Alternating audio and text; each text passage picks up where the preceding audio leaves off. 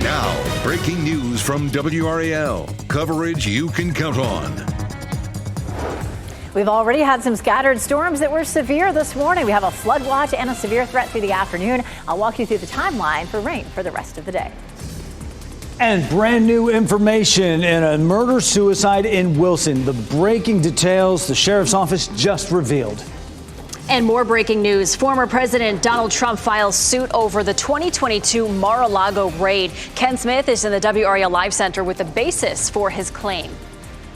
We do have the potential for severe storms and flooding this afternoon, with more storms developing in our southern counties. Good afternoon to you. I'm Jeff Hogan. And I'm Michelle McConaughey in for Renee Chu. Thanks for joining us. Elizabeth Gardner is on the WRAL Severe Weather Center with a look at who is most likely to see this unsettled afternoon, Elizabeth. You know, if you remember back to the weekend, yesterday and the day before, we had most of the thunderstorms cropping up in our southern counties. We have a stationary boundary that's here, and that's acted as a focusing mechanism for a lot of storms. Now, we may end up with some of those as far north as the Triangle, but the bulk of it will be, say, from Durham southward today and again tomorrow. Early this morning, we had a cell that developed way back across the Sandhills and moved all the way across our viewing area. 3 hours it hung out. We had a few trees down with that and some large hail. This is a little cell that's just starting to pop up here, moving along the US 1 corridor here, right near Harris Lake, and that may continue to grow as it moves on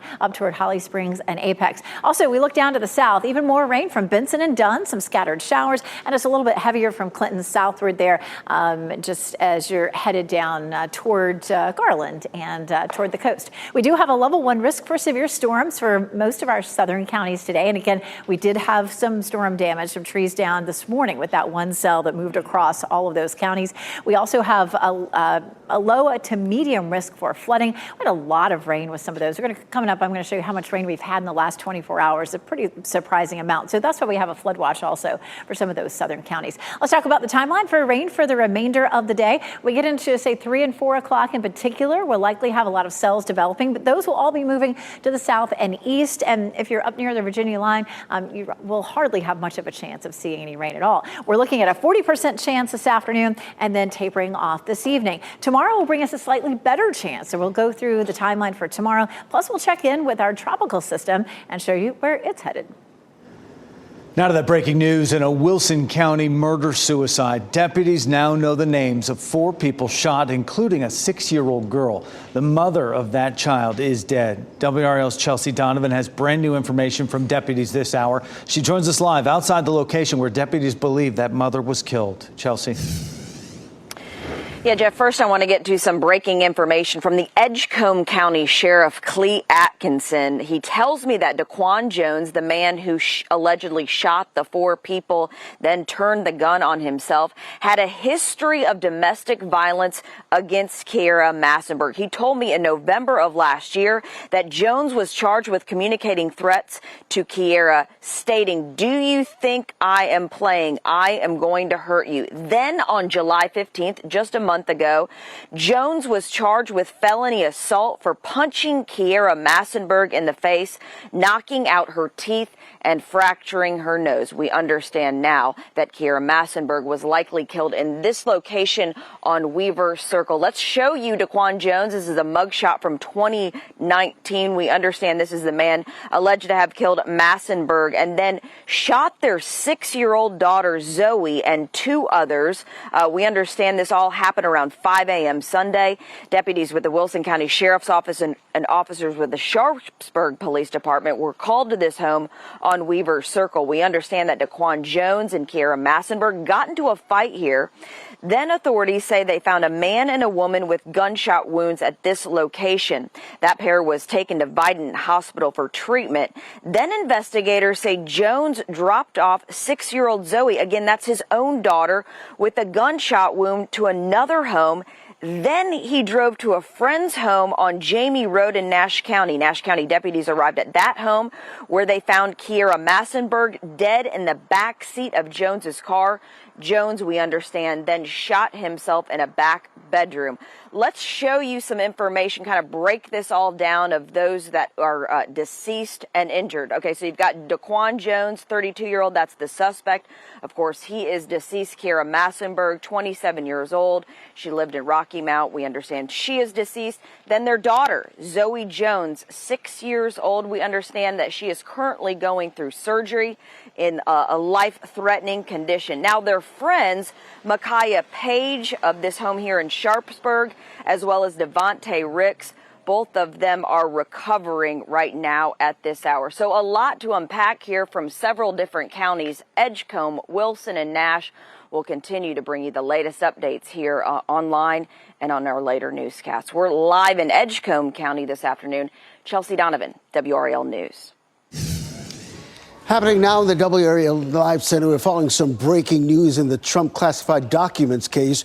Word coming into the newsroom this noon hour that the former president plans to sue the Justice Department for $100 million in punitive damages. The lawsuit is all linked to the government's unprecedented 2022 raid on his Mar-a-Lago property in Palm Beach, Florida. Trump's attorneys arguing the raid was done, quote, with clear intent to engage in political persecution. The Justice Department declined to comment, but has 6 months to respond to the claim. Now, if no settlement is reached during that time frame, the claim then moves to the federal courts. All right, thanks, Ken. Some counties to our south experienced severe storms this morning. Gilbert Bays has been driving around Cumberland County checking problem spots, and he joins us live on Blackbridge Road near Anniston Street, where water is still standing there, Gilbert. Yeah, what an amazing morning this has been. We've had severe thunderstorm warnings and then severe thunderstorms on and off this morning here in Cumberland County. And many neighborhoods look like this. You can see water standing in ditches near the neighborhoods. That's okay if it stays out here. This is the problem when the water starts creeping up into some of the homes here. And that has been the case for a couple of places here. Now, I talked to the homeowner here at this location about 5 minutes ago, and she told me that the water did not go in. It is starting to recede, but it did get high. She lived here for 20 years. And she says this is the worst type flooding that she has seen in the time that she's been here. And this is from just the severe thunderstorms that we had over the weekend and this morning as well. This is not associated with Debbie, but it is because the ground here in Cumberland County is saturated. And that's the issue for us. You can see that the water extends down here through the ditches, even into this house over here as well. We went out to H. Bullard Road this morning. That road is closed near Cypress Lake because water went across a creek over top of the bridge. And talking with Gene Booth, who is the director of emergency management this morning, he says roads like that will remain closed because the state DOT has to come out and inspect the roads to make sure that they're passable. So if you see those barricades, don't go around them. Photojournalist Michael Jordan and I saw cars doing that this morning because there's no standing water there.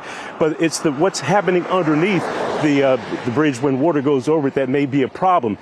Right now, the weight of your car may be just what's needed in order to make an earthen dam cave in.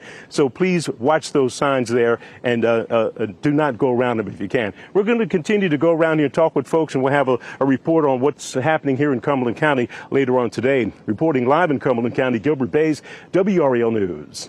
And several parks in our area are closed today, including Jordan Lake. Some boat launches are underwater, and people have not been able to access the walking trails there. Falls Lake and Carr Lake's recreation areas are also closed. Jordan Lake is expected to crest today or tomorrow, and then floodwaters should recede, and officials say they could be able to reopen those recreation areas as early as Wednesday.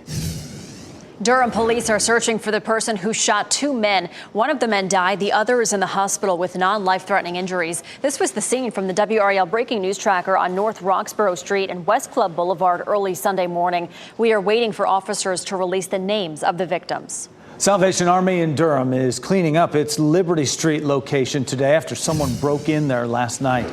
It happened around 1 a.m.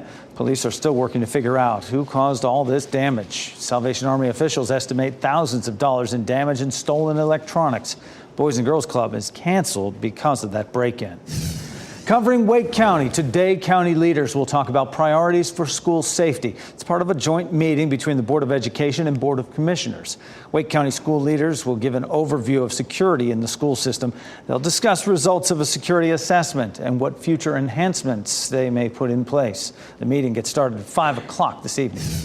It's the first day on the job for the new Durham Public School superintendent. Anthony Lewis comes to DPS from a district in Kansas. He takes the helm after a rough school year that had protests from employees over pay problems. The last superintendent, Pascal Mubenga, resigned over those issues.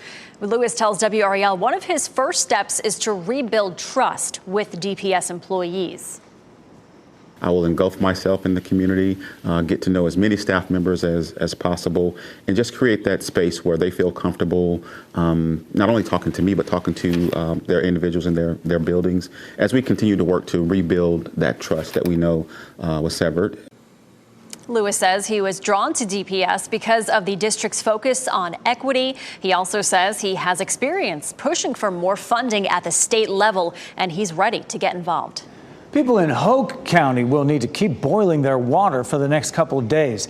The advisory comes as the county works to fix a water main break in the Arabia and Antioch area. The county plans to give out water at Elgin Memorial Park in Rayford and Sandy Grove Middle School in Lumber Bridge. You can get what you need from 3 to 7 tonight and tomorrow. Starting today, a bridge in eastern Wake County will be closed for 2 weeks. The State Department of Transportation says crews will start construction on the Mile Plantation Road Bridge over the Neuse River. It's expected to be closed until August 26th. A detour will be in effect, and drivers are urged to use caution in that area. Next at noon, VP Kamala Harris and her running mate Tim Walz have been working to secure voters in battleground states ahead of the Democratic National Convention next week. And it might be working. Next, what a new report says when it comes to who is in the lead 84 days ahead of the 2024 presidential election. And the 2024 Summer Olympic Games have wrapped up, and now it's cleanup time that's underway. The plan's in place for some of the most used venues. Plus, the Tar River is overflowing, creating issues for the Rocky Mount community. WRAL's Heidi Kirk will join us live from a problem causing headaches for neighbors. Keep watching WRAL News over the air Channel 34 and Spectrum Channel 1257.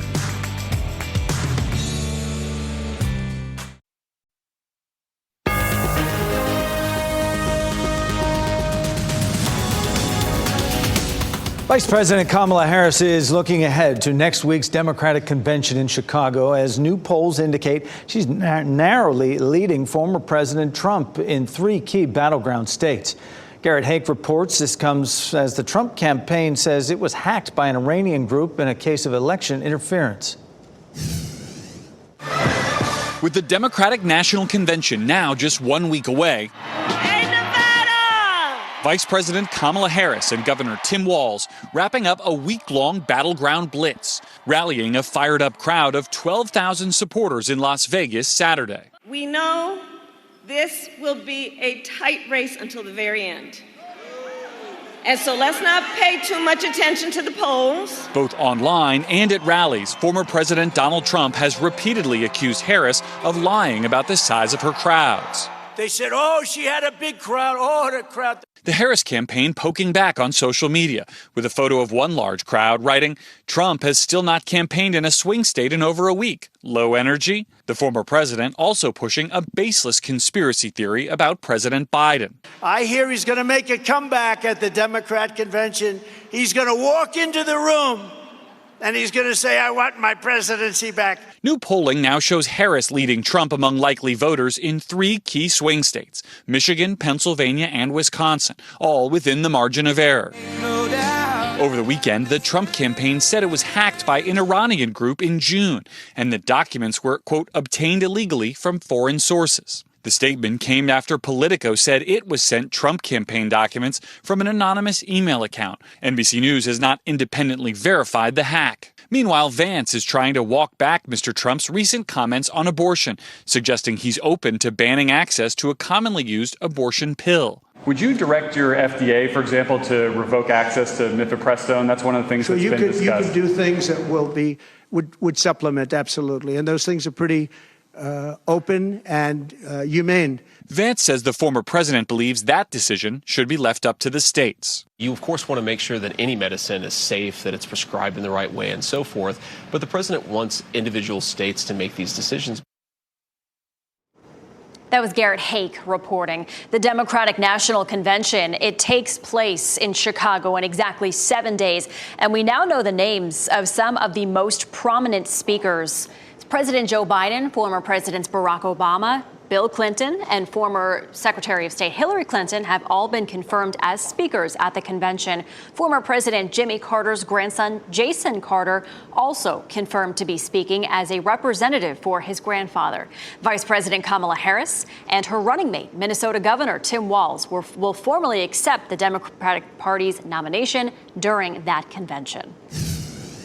And former President Donald Trump will be back in North Carolina this week. He'll make a campaign stop at Harris Cherokee Center in Asheville on Wednesday. The Trump campaign says the economy will be the focus of that event. J.D. Vance's Raleigh event that was postponed ahead of Tropical Storm Debbie has not been rescheduled. Happening now in the WRAL Live Center, new video into our newsroom this noon hour showing a helicopter crashing into the roof of a hotel in Australia. This is in the Queensland state. The pilot died. Authorities say the pilot did not have authorization to fly that chopper. The crash happened early Monday morning in the northern tourist town of Cairns. Hundreds of guests in that hotel DoubleTree had to be evacuated, all were evacuated safely though.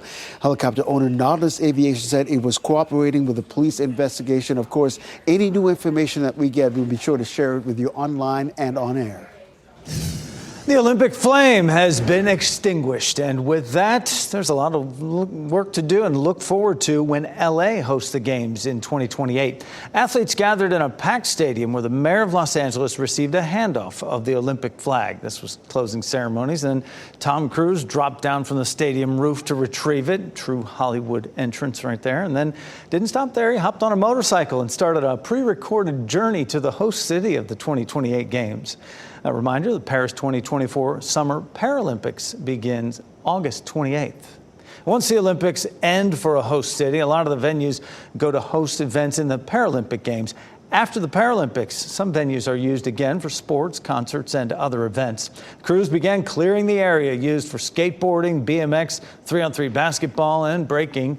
And according to the Olympics website, most permanent venues meet one of three fates: still in use, dismantled or destroyed, or abandoned. Police in Paris arrested a man after he climbed the Eiffel Tower hours before the Olympics closing ceremony. There's a dude climbing the Eiffel Tower. He just passed the blue ring. I don't think he's wearing a shirt. That's crazy. Yeah, just a little bit, right? The shirtless man was seen scaling the tower. It is unclear where he began his climb, but he was spotted just above the Olympic rings, just above the first viewing deck. Police intercepted the man about halfway up the structure and placed him under arrest. A little bit of crazy. Crazy weather pattern over the last, I don't know, it feels like 2 months, Elizabeth, what we've been going through here. Some of the showers we saw this morning are pushing off, but we're not done yet. You know, it feels like one thing after another. You know, we kicked off the summer on the quieter side, and then it was the heat. I mean, the unbearable heat that we saw for so long. Of course, and now we're back into a wetter pattern. It just doesn't seem like that's going to end either. Right now, we're just looking at a few isolated showers. Maybe a storm or two pops up later on this afternoon. Not looking at a ton of coverage. As a matter of fact, I would say north of I-85 or say north of Halifax County, you're probably not going to see any rain today, maybe not even tomorrow. But there'll be a few cells here and there. One of those getting ready to move between Holly Springs and Fuquay Arena. There'll be some brief heavy rain with that, but there's no lightning. We had a very interesting storm cell develop early this morning. It spent 3 hours moving from Moore County all the way through Sampson County with hail. We saw a lot of lightning, some very heavy rain with this, and even some wind damage. Now we're just looking at some scattered showers around Benson and Dunn, and then as you take a look down toward Clinton, that last little bit starting to move eastward out of our viewing area. We did have some reports of hail over in Southern Pines, thanks to Christopher Lowry for sending us this photo. About an inch in diameter. An inch in diameter hail will confirm a severe thunderstorm warning. A severe thunderstorm warning is either hail at about an inch or it's winds gusting 58 miles per hour or stronger. And we had really both of that today. Take a look here between Carthage and Southern Pines. We had 2 reports of some large hail that was about an inch in diameter. And then we had 2 reports in Cumberland County of wind damage. Both of those were trees down, one near Hope Mills and then another one there north north of Fayetteville, but a lot of lightning. We don't have any warnings or advisories for lightning, but lots and lots of lightning and lots of heavy rain with this as well. So it was a good bit to deal with this morning for sure. Over around Moore County, we ended up in the last 24 hours with a little under 2 inches near Southern Pines. Northern Hope County saw about 2 inches. Fayetteville also saw around 2 inches, but boy, just south and west of Fayetteville, radar indicated as much as 4.5 inches of rain.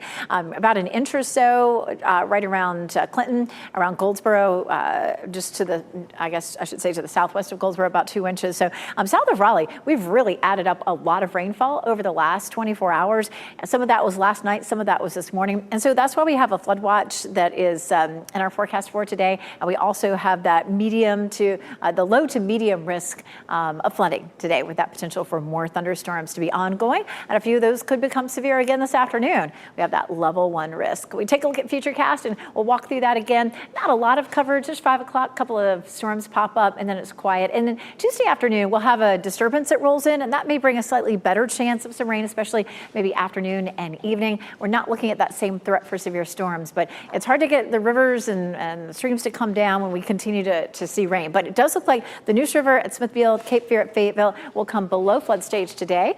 Tar River at Rocky Mount by Wednesday morning. The Black River at Tomahawk Thursday evening, and the Neuse at Goldsboro, Tar River at Tar River possibly around Friday evening. Looking at a lot of cloud cover, there was some sunshine that tried to break out a little while ago. It's warm and sticky, 82 with the temperature with the dew point of 71. And we're looking at high temperatures near 90 for this afternoon. And it does look like our humidity will stick around for much of this week too. Checking out our temperature, 83 for tomorrow. So it's a little cooler. We're going to hold it in the 80s. We do have a system in the tropics that I'll show you where it's headed coming up. All right, thanks, Elizabeth. And cancer-causing chemicals inches underground at a local park. My kid plays on that old playground and runs around, and I had no idea until you told me. Tonight at 6, WRAL investigates hundreds of old landfill sites across the state, including one at a popular park in Raleigh. What's being done to clean them up, and why doesn't the public know about them? That's tonight at 6.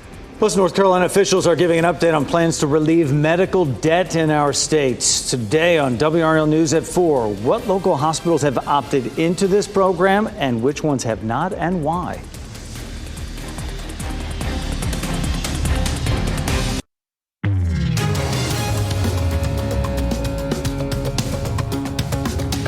A rideshare company is giving customers a new way to avoid surge pricing. Lyft is offering a new monthly subscription service titled Price Lock.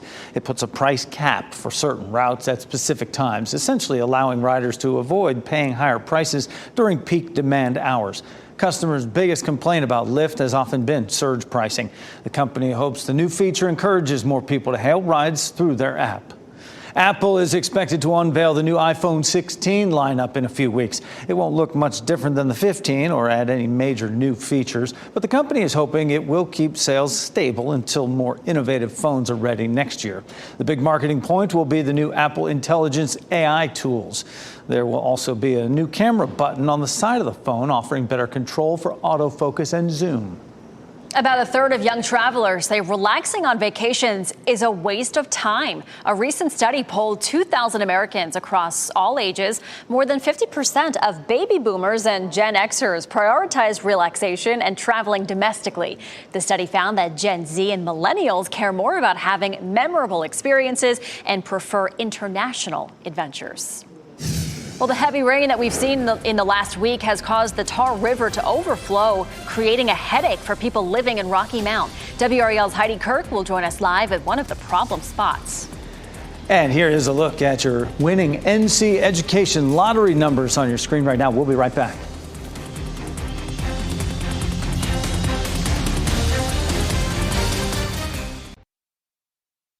Shot in 4K ultra high definition. Your number one source for local news. WRAL News. Coverage you can count on.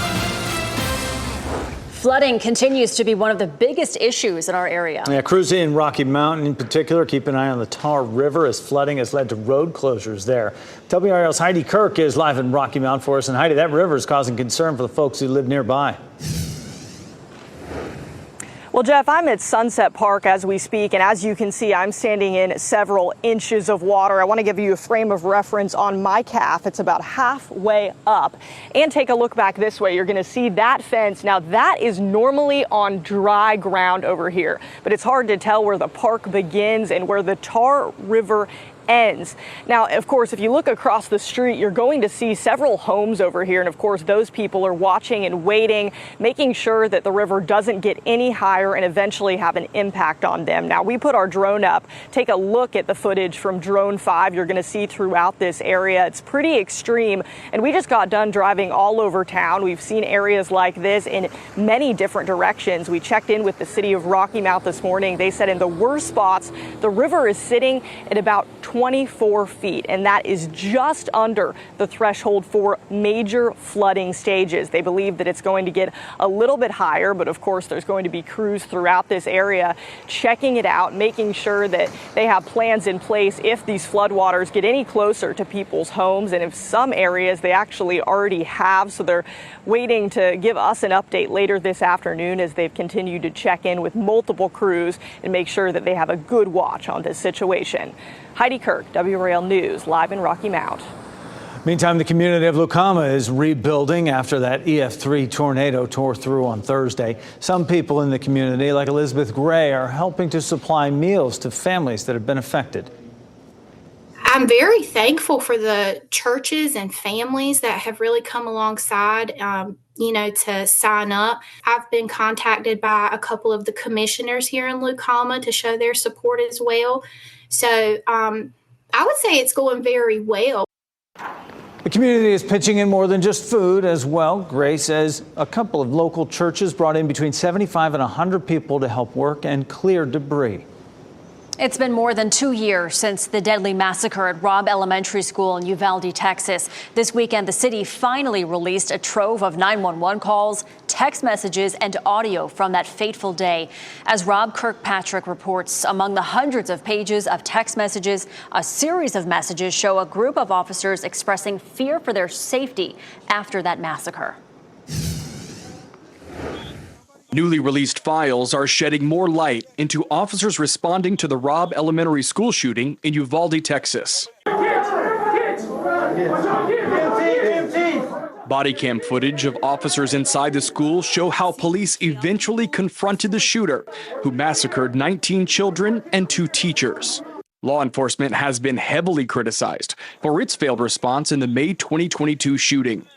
I think the report concludes that had the law enforcement agencies followed generally accepted practices in an active shooter situation and gone right after the shooter to stop him, lives would have been saved. The release comes after several news outlets, including CNN, filed a lawsuit to obtain public records. Community anger grew over why victims were left with the gunman for well over an hour. They just didn't act. They just didn't move. 376 law enforcement officers were on the scene, and it took 77 minutes from when the gunman entered the school before they confronted and killed him. In one 911 call released, a man claiming to be the shooter's uncle reached out in hopes of getting his nephew to turn himself in. The thing that's happening at Robb right now. Okay. My nephew. Who's your nephew, sir? I was wondering maybe he could listen to me because he does listen to me. Everything I tell him, he does listen to me. Maybe he could stand down. That was Rob Kirkpatrick reporting. In June, the former Uvalde School District Police Chief Pete Arredondo and a second school officer, Adrian Gonzalez, were both charged with felony counts of abandoning or endangering a child. Both Arredondo and Gonzalez pleaded not guilty. One of the 4 men accused of killing Devontae Mitchell faced a judge via camera this weekend. Herbert Williamson is being held on $15,000 bond. Williamson is the last defendant to turn himself in to police more than 5 weeks after he and several others allegedly piled onto Mitchell outside a Hyatt hotel. The men accused in Mitchell's death rolled him onto his stomach as they tried to restrain him. Prosecutors say that restricted his breathing and caused his death. Happening now in the WRAL Live Center, crews today started demolishing the Texas church that was the scene of a deadly massacre back in 2017. 26 worshipers were killed in this Sutherland Baptist church. Investigators say Devin Kelly went on a shooting rampage at that First Baptist church. He later killed himself. Now, some families in Sutherland Springs had sought to preserve the scene as a memorial to their loved ones of one of the deadliest church shootings in U.S. history, but a judge cleared the way last month for the sanctuary to be torn down. Today, we could learn how Elon Musk and former President Trump set aside their differences. A specific time and format and length of an interview are unknown so far, but there will be an interview. It will be broadcast on Musk's renamed X. Both men hope the conversation will be free of technical glitches that overshadowed Ron DeSantis' campaign launch on the platform. Musk says the chat will be unscripted and no subject will be off limits.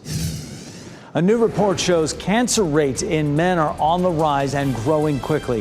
How many cases health leaders predict we could see in the next 25 years? Plus, a wildfire burning acres of land in Greece. The efforts underway to contain the flames. For news, traffic, and weather of the day, make sure to download the WRAL News app.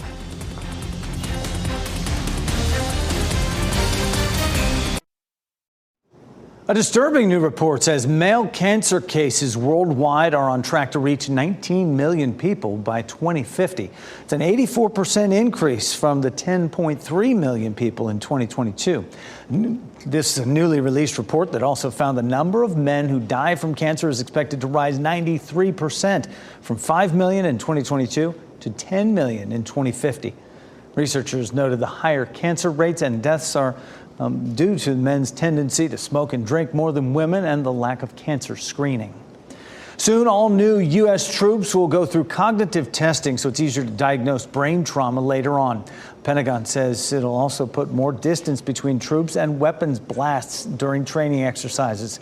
The overall push for brain health comes 9 months after Army reservist Robert Card went on a shooting rampage in Maine, killing 18 people. A post-mortem study of Card's brain found it was likely he had a traumatic brain injury.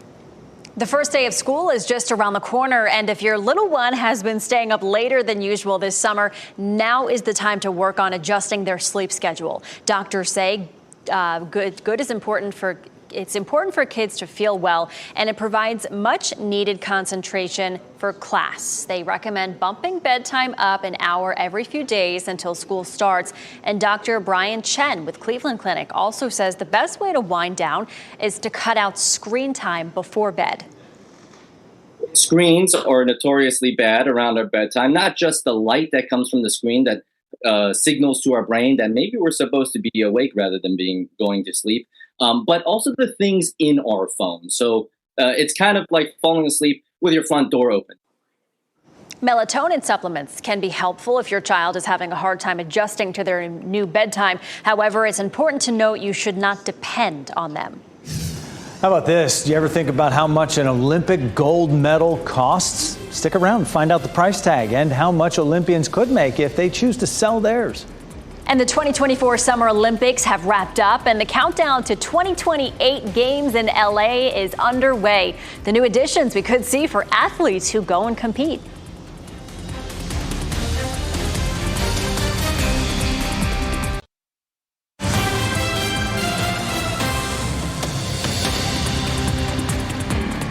Happening now in the WRAL Live Center, the State Lottery Commission releasing the July sports betting revenue numbers. Here's a look at this story by the numbers. In July, North Carolinians wagered more than $340 million. And from those wagers, account holders won more than $295 million.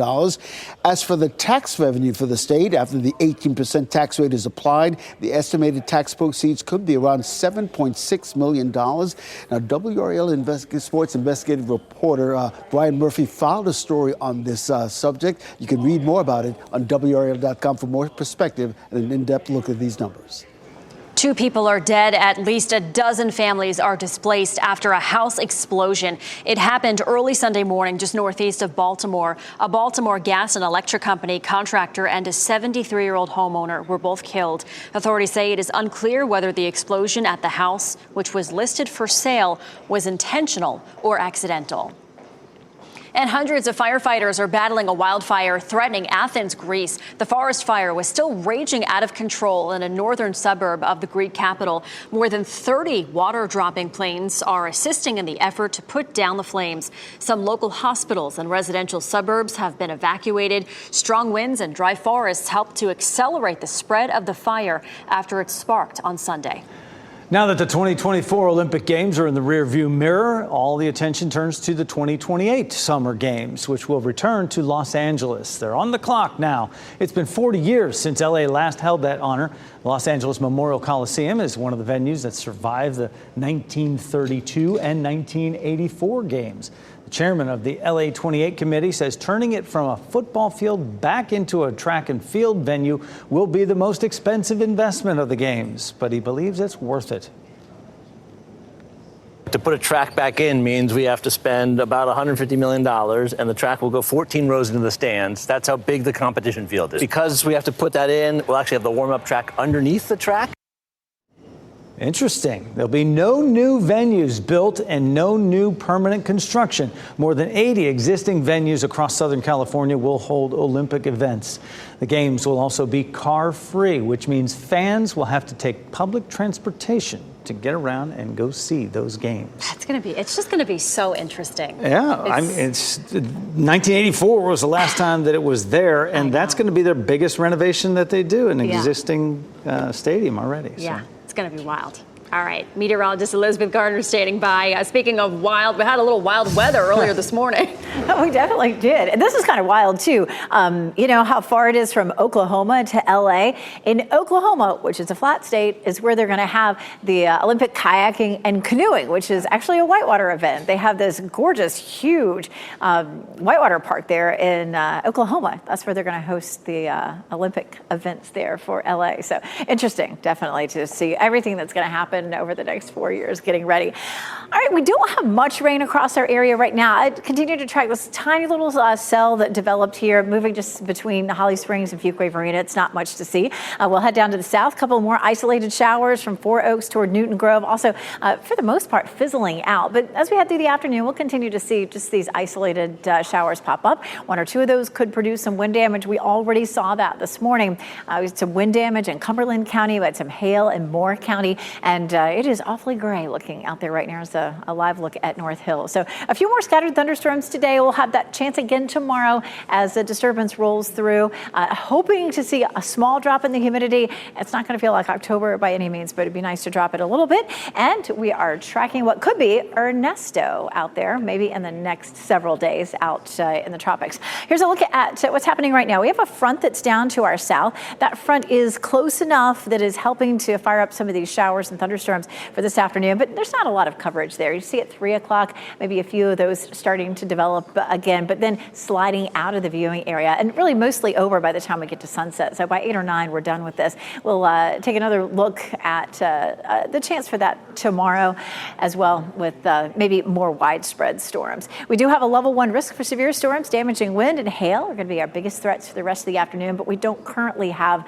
a risk for severe storms for tomorrow. So we're taking a look at potential tropical cyclone 5. It is likely to remain as a tropical storm as it moves across the Leeward Islands and some of the big islands of the Caribbean. By 8 a.m. Wednesday, it makes that turn north as a Category 1 and then 2 storm. And right now, right there is Bermuda. Not great news for folks there. It does look like it'll stay off the coast of the United States, but it may come right over Bermuda as a pretty powerful hurricane. This is why it's not likely to come here. We're going to have a big ridge of high pressure that's sitting right here in the middle of the United States down through the south, and then a trough between the two high pressure systems. And that trough coming out of the northwest is going to help to push that hurricane away from the United States. And the models are in really good agreement about that, too. It starts to make that turn on Wednesday, coming right across Bermuda. Only 1 or 2 of the models want to bring it closer to the United States, but we're in pretty good consensus that it's not coming here. But its name would be Ernesto. It's going to continue to curve northward. Our biggest threat would be some rip current risk or some beach erosion as we get into the latter part of the week. But of course, we are in the peak of the hurricane season, so we probably have more of that to come. 89 today, 83 tomorrow, and then some quiet weather in our forecast through the middle of the week. All right, thanks, Elizabeth. Well, some athletes dedicate their lives to achieving their sport's highest honor, Olympic gold. But have you ever wondered how much they're worth? We'll have the answer after the break.